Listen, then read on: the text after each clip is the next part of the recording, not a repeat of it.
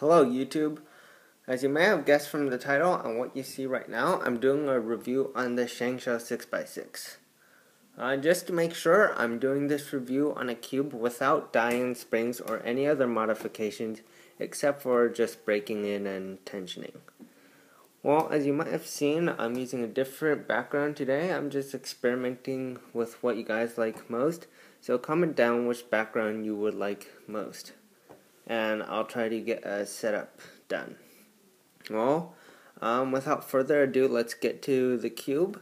Well, the cube is probably the cheapest speed 6x6 there is out there.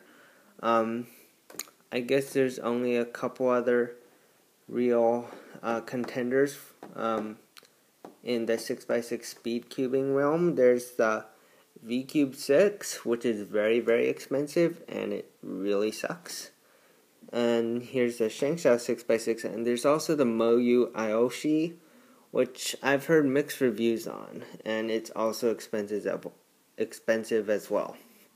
Well, let's get down to some turns of the cube. I've done maybe 100 solves on this.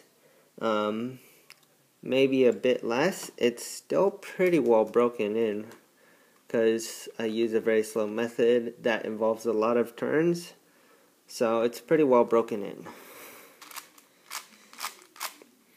The problem with the Shengshou 6x6 is that you can't, with the stock springs and stuff, you can't get a good tension to where it will still be finger trickable for the whole solve, and also where it won't pop.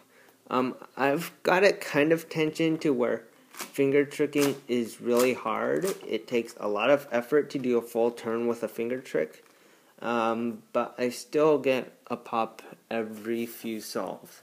So I think I've found the best tension without springs. I've ordered some springs, as you might have seen from my previous unboxing from the cubicle, and I'll do a tutorial on how to get those in, hopefully.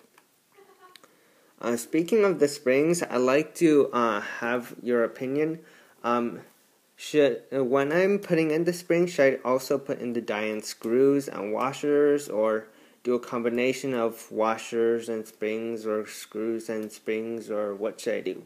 Leave that down in the comments below. But this cube, it's like almost finger trickable, so, but it's very slow, as you can see from this thing of a J-perm that I'm doing right now.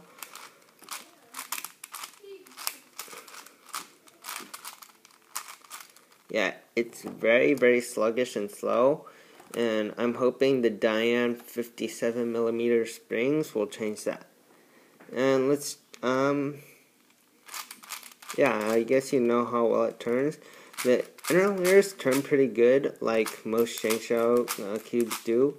The most inner layers are a bit slower, but I guess they're fine.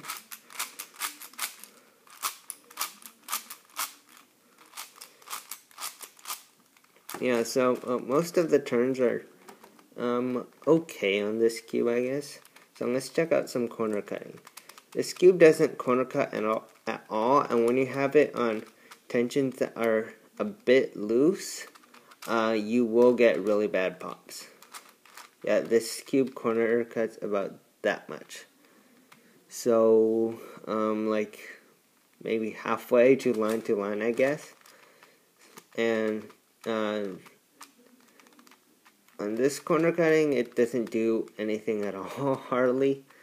It's not even worth mentioning, and the corner cutting on this is just horrible. I'm hoping the die-in springs will change that and make this a good speed cubable 6x6 that has good finger tricks. Well, this 6x6 is probably one of the cheapest ones out there you can find. If you're not planning on getting interested at all into 6x6, or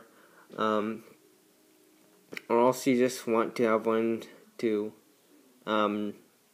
lie around and solve when you want, but not actually to take into competition or get serious about or anything, then this 6x6 is a choice for you.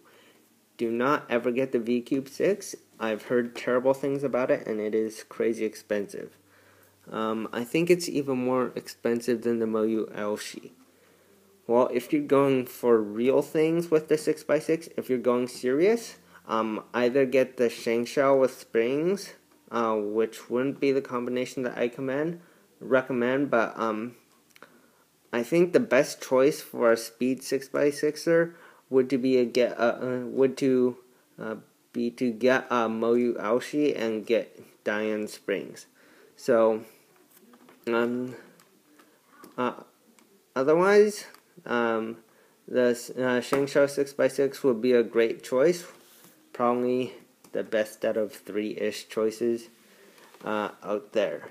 So I hope you enjoyed this review. Soon I'll do a review of doing it with springs, and probably do a tutorial on how to disassemble and assemble it, and a lot of other things with the Shengshou 6x6.